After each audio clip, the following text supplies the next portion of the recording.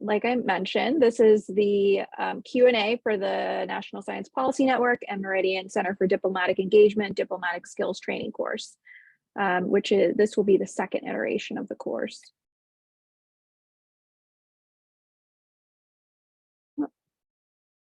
So I'm going to start by going over some of the application questions. So there's additional questions at the beginning, and then there'll be demographic questions at the end. But the questions in the beginning before these questions are just like, are you willing to wear professional attire given the high level of the speakers that will be joining these sessions? And are you committed to participating in all of the planned virtual meetings? And so those are, like I said, those are some of the basic questions that you could ask, and then we'll go into the application questions. And so these are going to be graded. Sorry, as you can see, people keep coming in. I'm just going to go through these questions and how we are grading them. So for the first one, please list your involvement with NSPN and its affiliated chapters. So, you'll score higher on this particular question if, for example, you're part of formal NSPN leadership, so you're a chair or a vice chair of a committee. You'll also score high if you take an active part of meetings and committees in NSPN. If you're just regularly attend, you'll also get a point there. And then again, this is your experience outside of NSPN, the second question. And you'll score highest if you seem like a highly involved candidate in these types of activities, like we said, meetings with legislators or staffers, science policy work or volunteer experience, or student leadership roles. And then can I interrupt really quick? We can't see any screen, any slides if you're trying to show it to us. Oh, really? Yeah. Okay. It's just a loading screen right now. Okay. Let me see what's going on. Thank you for telling me. It said it on my end, it was sharing the screen. So let me try this one more time.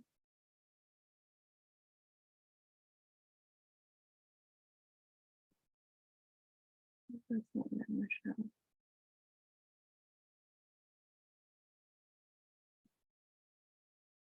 Is it showing the screen now or no? No, it just says that you've started screen sharing, but it's not showing the screen.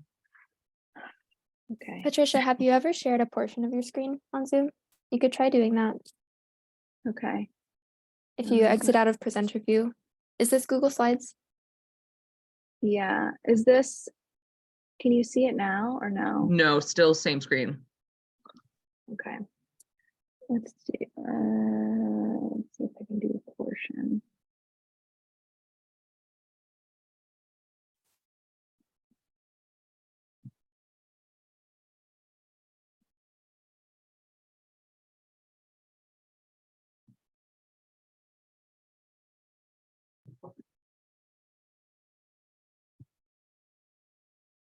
Can you see it now? Yeah, I can see the PowerPoint as if we were looking at like the PowerPoint, not the slideshow. Okay, great. Can you see it now? We're looking at the same screen. It's not it's not a PowerPoint anymore? No, not right now. Oh, it is on my end.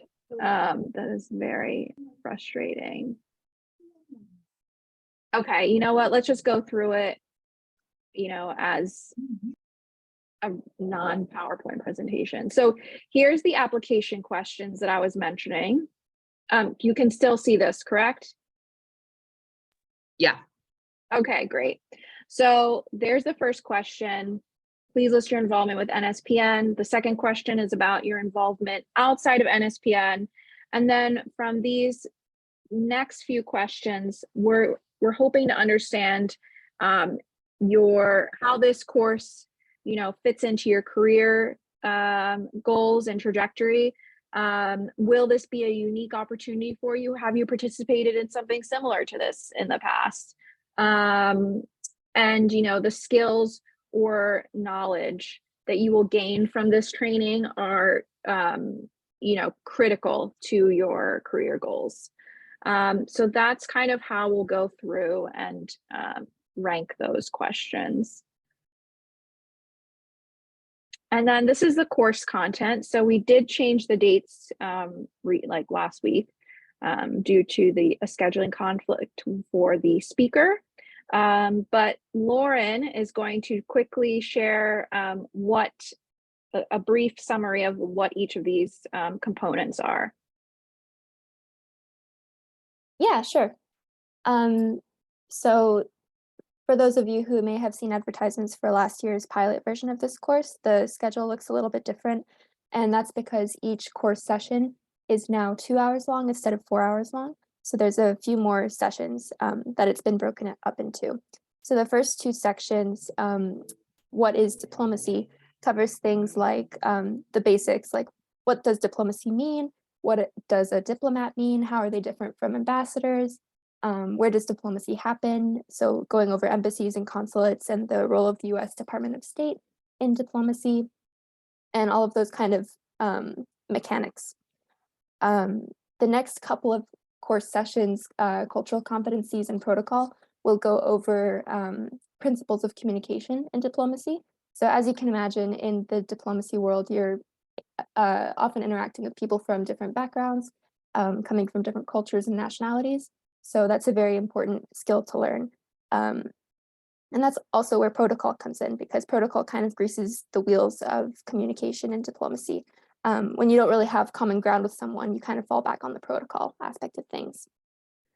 And then the final few sessions will probably go over things like crisis management and simulations. I think we didn't have sessions covering public diplomacy by name last time. So Patricia, do you know if that's going to add anything in addition to like crisis management and simulations? Yeah, I mean, public diplomacy is more, how an embassy or a consulate on the ground would, deal with the region and the population that they're in. But I mean, obviously that there is like a component of crisis management. If, for example, a crisis happens where your embassy or consulate is located, and promoting them. So for the thinking about the State Department, you would be like thinking about how to promote American values abroad. That is, in my opinion, what public diplomacy is. And Okay, I don't know great. if you want to speak to the in-person program. Yeah, definitely. So the in-person program is the final course session, and the in-person component is completely optional. I think similar to last year, it will be a hybrid format. So if you're not able to actually attend in Washington, D.C., you can still attend the lecture and the keynote speaker session virtually from home. And this year, I think Meridian is planning an off-campus meeting because their campus is undergoing renovations. But last year's in-person program was really awesome. We got to visit the Department of State for a career panel and hear from practicing science diplomats about their career trajectories and get advice for our own careers, and kind of really see with our own eyes what science diplomacy looks like. There was also an in-person crisis simulation surrounding the Ebola crisis, which was very pertinent because it was about infectious diseases. So pretty close to home with recent events. So yeah, overall, it's a wonderful experience. It pretty much changed my own career plans, attending in person. So if you're able to do that at all, I highly recommend it. Yeah, and working in science diplomacy for the past 7 or 8 years, I would say that it's one of the better courses. I've taken ones through other organizations, and this one was really good. I mean, I only was able to participate in the in-person program in DC last year, but it was fantastic. So I highly recommend it if you're thinking about this as a potential career. And then the other thing that we wanted to mention is there are professional development funds for travel. However, they are not guaranteed, and they are evaluated by the Grants and Finance Committee of NSPN. The applications are accepted on a rolling basis, so I would recommend applying as soon as you find out that you've been accepted into the program, and they're reviewed approximately once per month. And so, you know, again, this is not guaranteed and it's highly competitive.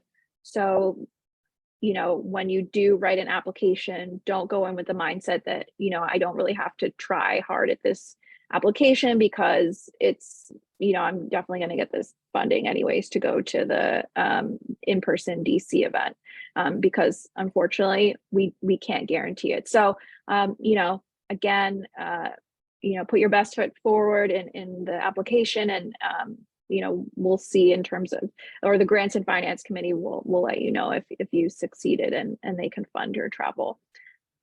So yeah, now I'm going to stop sharing my screen and I'm going to open up to questions for the rest of the group, for myself or Lauren, who participated in the program last year.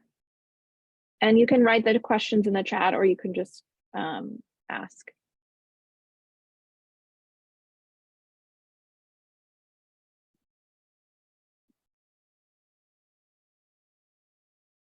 Oh, I need to unmute myself. There we go.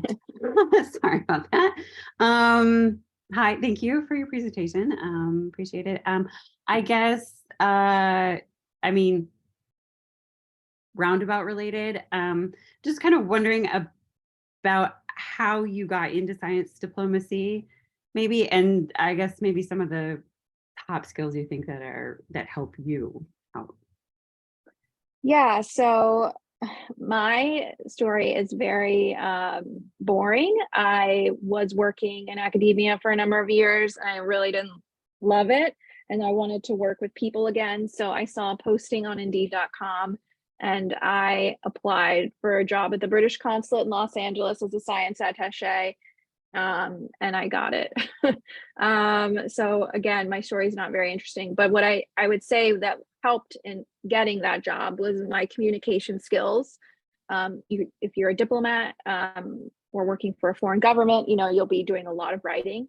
You'll be doing a lot of communicating with stakeholders, you know, with the country you represent or externally facing partners. So people management and building relationships is really important, because all of diplomacy, I would argue, is relationship based.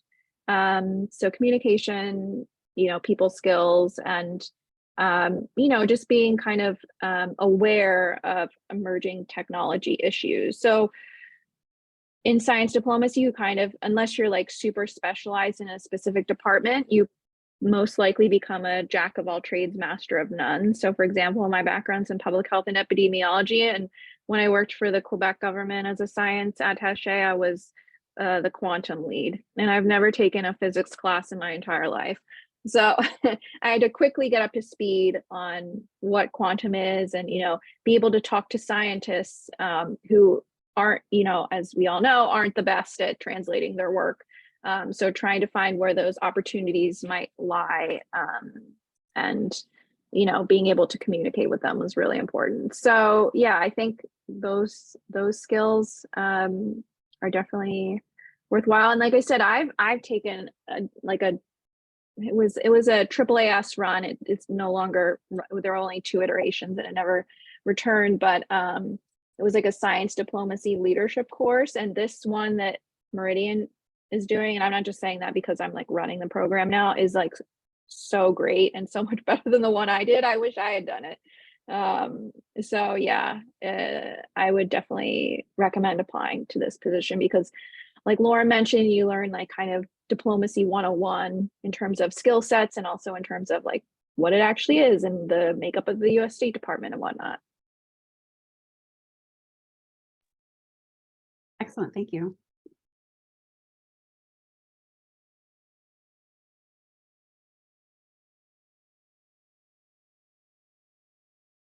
Any other questions, thoughts?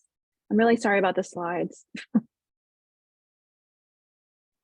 I have a quick question. Mhm. Thank you, by the way, for this presentation. It's been really wonderful. I'm really jazzed about applying to this program.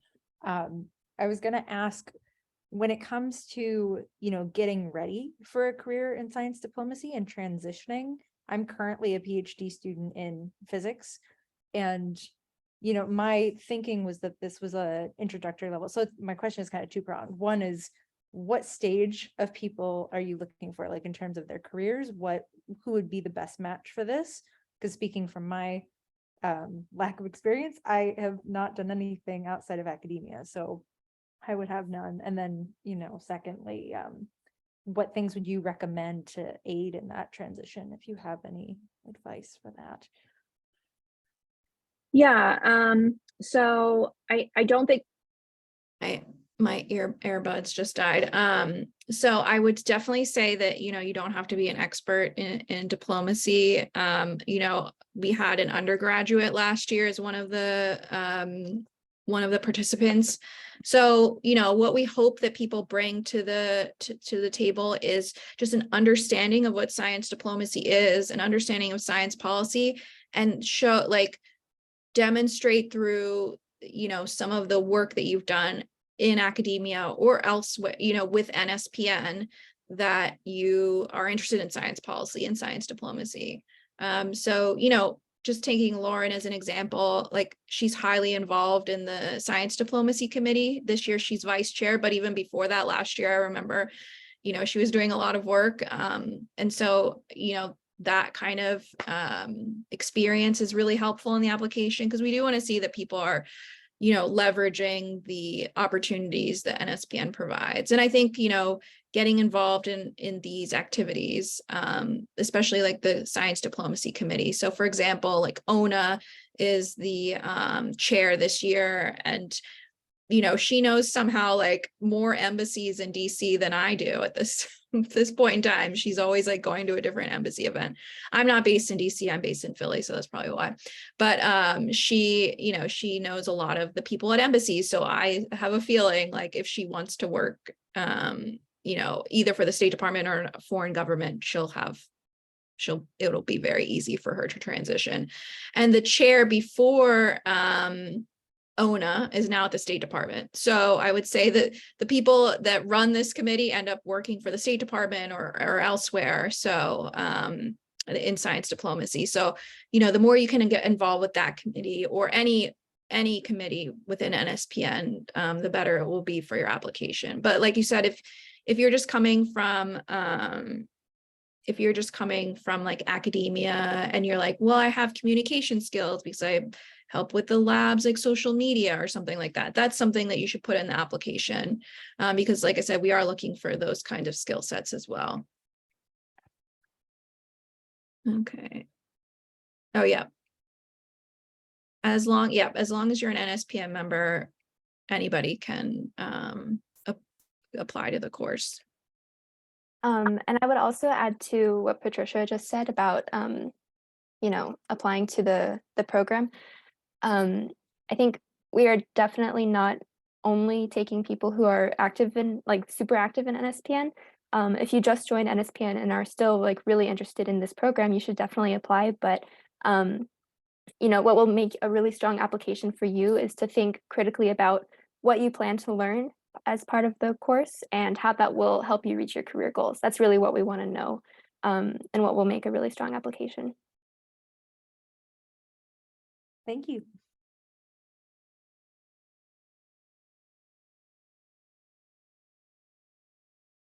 Any other questions, thoughts?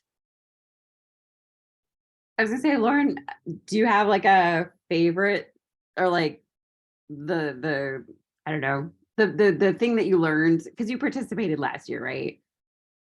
Yes, I participated last year. Overall, the course was super helpful for just like kind of getting my own bearings in the diplomacy world and like learning what there is. I think my favorite session was the protocol session, because that is just like completely not anything you ever encounter in academia. It was totally new to me. The fact that there are like so many rules for certain, I guess, like modes of communication and like ceremonies and things like that. like there's rules everywhere, but it kind of counterintuitively like helps communication because like there's a structure to how you communicate in the diplomatic world. Apart from that, I really loved the State Department career panel during the site visit. I'm really hoping that Meridian has something similar to that for this year's program, because that was like completely like revolutionary for my career trajectory. I basically decided that I don't actually want to be a foreign service officer and that I kind of want to work at the State Department. And that happened during that career panel. So overall, it was a really formative experience for my career, I think. Yeah, and I think I mean, from talking to Meridian, we definitely plan on doing something like that again. And, you know, because of this course, we've created a very great relationship with the acting science and technology advisor for the Secretary of State. So, you know, I think she'll definitely want to be, you know, there again for this coming year's cohort and give an introduction.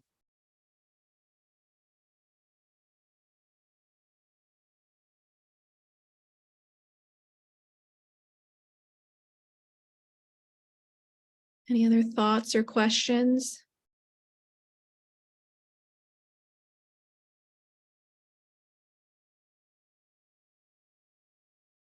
I will say that, you know, I don't think that you'll come out of this being like a specialist in international relations and science, you know, after it, but I think it's definitely like a first step into kind of getting, you know, a feel for what, you know, goes on in foreign policy.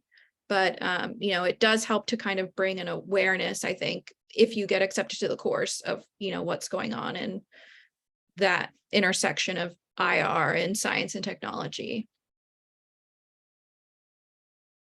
I don't think there's a word limit.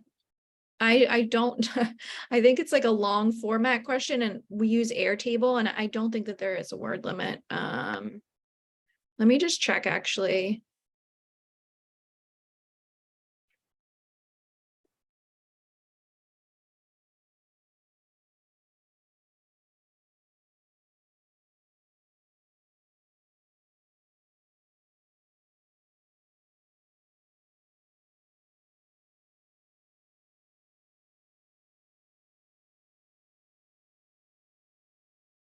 Yeah, I don't see a word limit indicated next to any of the questions, so I think that's it.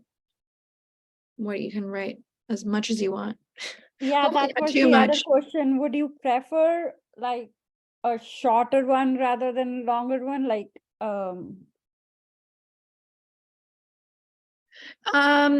I mean, for the questions about like your involvement in NSPN and outside of NSPN in science policy and diplomacy, like those are just bulleted answers. So, you know, I guess the more concise, the better.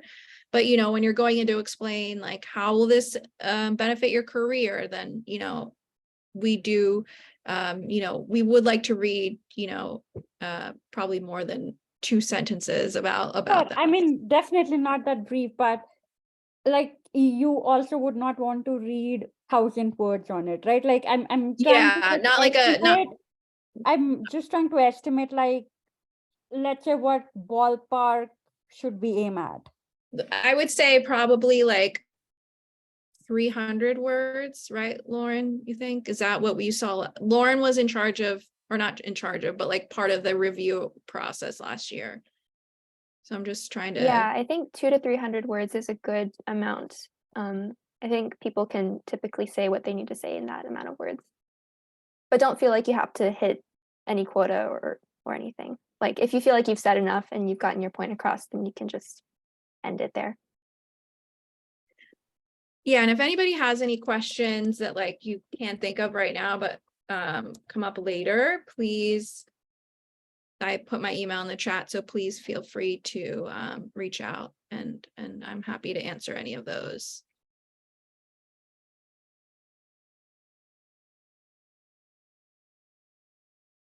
And thanks for providing yours as well, Lauren. No worries. Sorry that I was a little late today, by the way. Oh, no worries. There was like technical difficulties on my end, because we need it's like a two-step verification and I don't own the account, so it took a minute to get in, but. Well, thank you so much, everyone, for joining, and I hope to see your applications come through, and then hope that you're part of the cohort this summer, because I think it's a great experience and you'll definitely learn a lot. Have a good night, everyone. Thank you. Bye. Thanks, everyone.